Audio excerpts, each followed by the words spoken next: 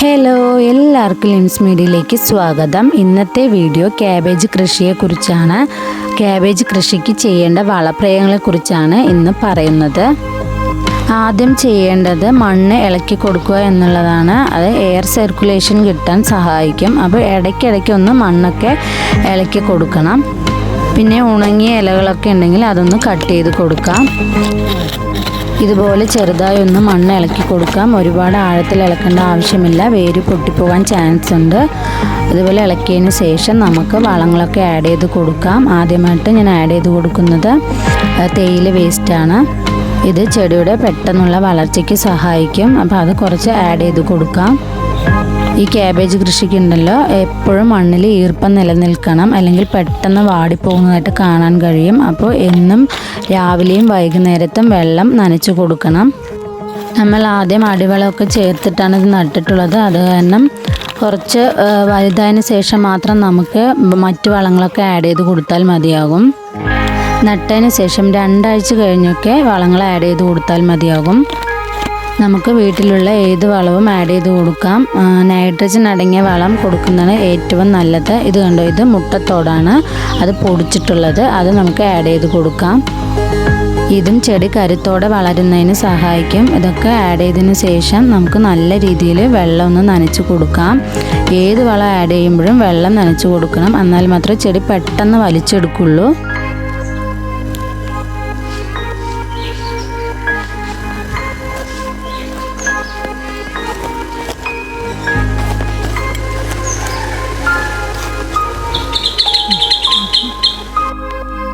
ഞാനിവിടെ 3-4 ദിവസത്തിലൊരിക്കൽ എന്തെങ്കിലുമൊക്കെ ജൈവവളം ഇട്ട് കൊടുക്കും.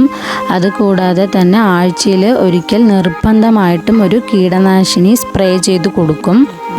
ഇത് ഉള്ളിത്തൊലിയും മുട്ടത്തോടും കൂടി പൊടിച്ച് വെച്ചതാണ്. അതും നമുക്കൊന്ന് ആഡ് ചെയ്ത് കൊടുക്കാം.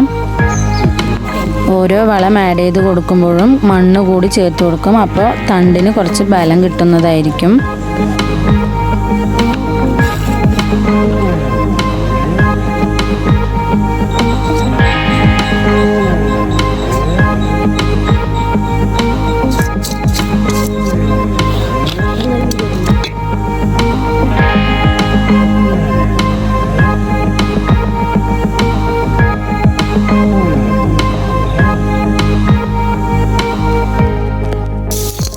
ഇത് കിച്ചൺ കമ്പോസ്റ്റും മണ്ണും കൂടി മിക്സ് ചെയ്തതാണ്. ഇതും കൂടി നമുക്ക് ആഡ് ചെയ്ത് കൊടുക്കാം.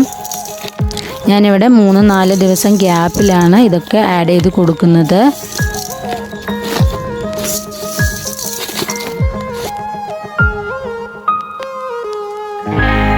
ഇനി അടുത്ത വളം ആഡ് ചെയ്ത് കൊടുക്കാം. അതിനായിട്ട് മണ്ണ് ചെറുതായി ഒന്ന് ഇളക്കി കൊടുക്കാം. അതിനുശേഷം വളം ആഡ് ചെയ്ത് കൊടുക്കാം.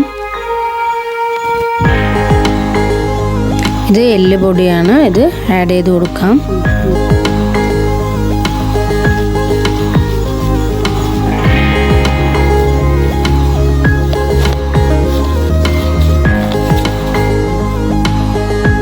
ഇത് ഒരാഴ്ച ഗ്യാപ്പിൽ ആഡ് ചെയ്ത വളമാണ്. എല്ലുപൊടിയും വേപ്പിൻ പിണ്ണാക്കും. ഇത് നല്ല രീതിയിൽ മിക്സ് ചെയ്തതിന് ശേഷം കുറച്ച് ഓരോ ചെടിക്കും നമുക്ക് ഇട്ട് കൊടുക്കാവുന്നതാണ്.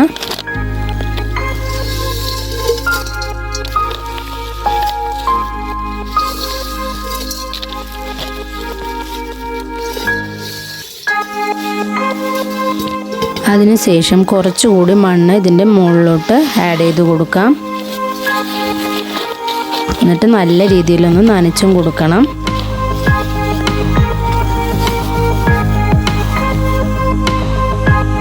ഇത് വേപ്പെണ്ണ വെളുത്തുള്ളി മിശ്രിതമാണ്. ഇത് ആഴ്ചയിൽ ഒരിക്കൽ നിർബന്ധമായും കൊടുക്കണം, എന്നാൽ മാത്രമേ പുഴു ശല്യം ഇല്ലാതിരിക്കുള്ളൂ. അപ്പോൾ ഇതൊന്ന് നമുക്ക് സ്പ്രേ ചെയ്ത് കൊടുക്കാം.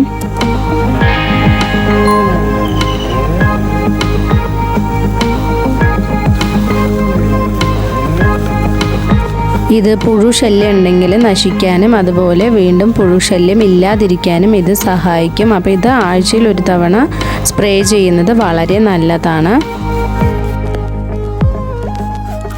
കീടത്തിൻ്റെ ആക്രമണം ഉണ്ടെങ്കിലും ഇല്ലെങ്കിലും ഇത് സ്പ്രേ ചെയ്ത് കൊടുക്കാം.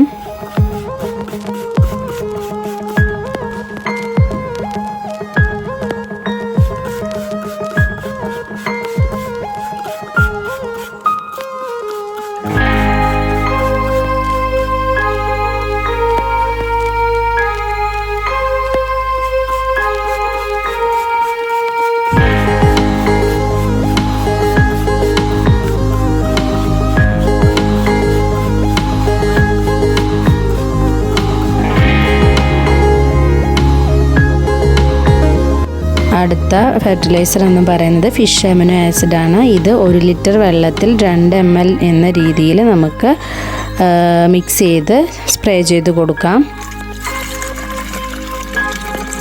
ഇത്രയും വളങ്ങളൊക്കെ മതിയാകും ക്യാബേജ് കൃഷി നല്ല രീതിയിൽ വളർത്തിയെടുക്കാൻ. 3-4 ദിവസം ഗ്യാപ്പിൽ അല്ലെങ്കിൽ ഒരാഴ്ച ഇടവിട്ട് നമുക്ക് ഈ വളങ്ങളൊക്കെ ആഡ് ചെയ്ത് കൊടുക്കാം. ക്യാബേജ് കൃഷി നല്ല രീതിയിൽ ഉണ്ടാവുന്നതായിരിക്കും. അപ്പോൾ എല്ലാവരും ഇതൊന്ന് ട്രൈ ചെയ്ത് നോക്കണം.